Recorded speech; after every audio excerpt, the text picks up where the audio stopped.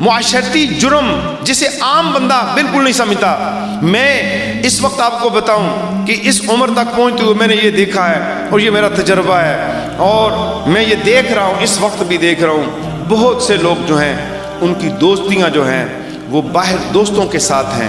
اور بہت سے لوگ جو ہے باہر کے لوگوں کے ساتھ تعلقات رکھتے ہیں اور فیس بک پہ دوستیاں بنا لیتے ہیں, فیس بک پہ ایک دوسرے کے لیے بڑے اچھے کلمات لکھ دیتے ہیں, لیکن وہ ان کے گھر کے اندر بزرگوں میں سے دادا اور دادی چارپائی پہ پڑے ہیں, ان کے پاس سے گزر جاتے ہیں, انہیں سلام تک نہیں کرتے. ان کی پھوپھیاں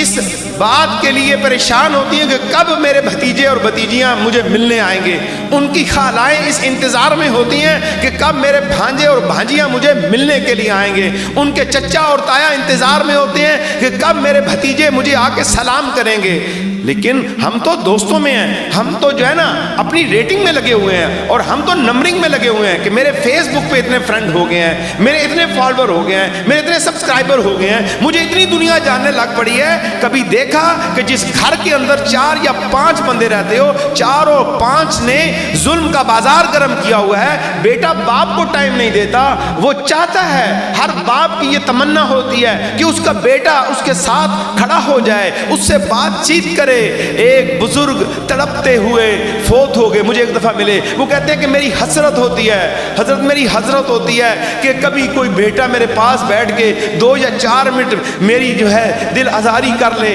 اور میری دلداری کر لے اور میرے پوچھ لے, لیکن میرے دروازے کے سامنے سے گزر جاتے ہیں, مجھے نظر آتے ہیں, میرے پاس صرف آنسو بہانے کے علاوہ کچھ نہیں ہوتا. میں نے ان بچوں کے لیے بڑی زمینیں اور جائیدادیں بنائی, میں نے ان کے لیے بڑے کاروبار بنائے, آج میں مفلوج ہو گیا ہوں, فالج مجھ پہ پڑ گیا ہے, مجھے پوچھتے نہیں ہیں. میں کئی بار جو ہے بیت الخلاء کے اندر گرا ہوں اور انہوں نے